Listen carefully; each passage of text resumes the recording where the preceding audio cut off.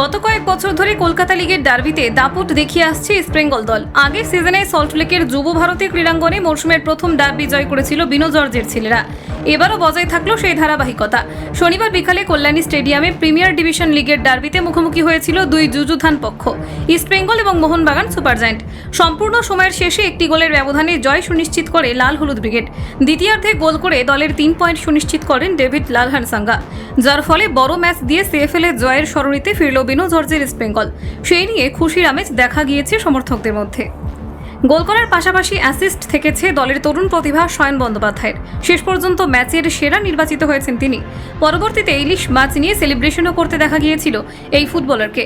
তবে এদিন শয়ন একা নয়, দাঁতে দাঁত চেপে দলের হয়ে সর্বক্ষণ নিজের সেরাটা উজাড় করে দেওয়ার চেষ্টা করে গেছেন প্রভাত লাকড়া। বলতে গেলে কল্যাণীর এই ভূমিপুত্রের কাছেই কার্যত ভোঁতা হয়ে গিয়েছিল সবুজ মেরুনের আক্রমণ ভাগ।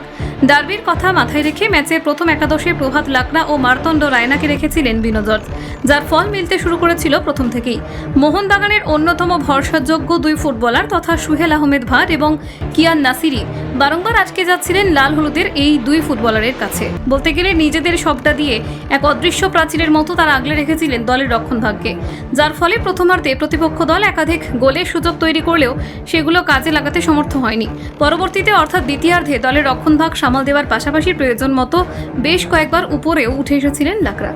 সেটা নিঃসন্দেহে মন জয় করেছে সকল সমর্থকদের। তবে এই হাই ভোল্টেজ ডার্বি ম্যাচ দেখতে আসার পর আয়োজককারীদের তরফে নাকি চূড়ান্ত অসহযোগিতার সম্মুখীন হতে হয়েছিল প্রভাত লাকড়ার পরিবারবর্গকে, এমনটাই অভিযোগ উঠে আসছে এবার। এক জনপ্রিয় মাধ্যমে সেই প্রসঙ্গে প্রভাত লাকড়া বলেন, আমি এই বিষয়টা ম্যাচের পরেই জানতে পেরেছি। এটা শুনে আমি খুবই দুঃখিত হয়ে পড়ি। আমি কল্যাণীর ছেলে, কল্যাণীর বাসিন্দা। যারা আয়োজন করছে কল্যাণীতে, সেখানে মাঠে যাওয়ার পর আমার পরিচয় দেওয়ার পর যখন আমার মাকে চূড়ান্ত অসহযোগিতার সম্মুখীন হতে হয়, আমার মনে হয় এগুলো আয়োজক কমিটির দেখা উচিত, যাতে কারোর সাথে দুর্ব্যবহার না হয়, সেটা খেলোয়াড়দের পরিবার হোক কিংবা সাধারণ দর্শক। ভবিষ্যতে যাতে এগুলো না হয় সেদিকে নজর রাখা উচিত। কলকাতা 24/7.in।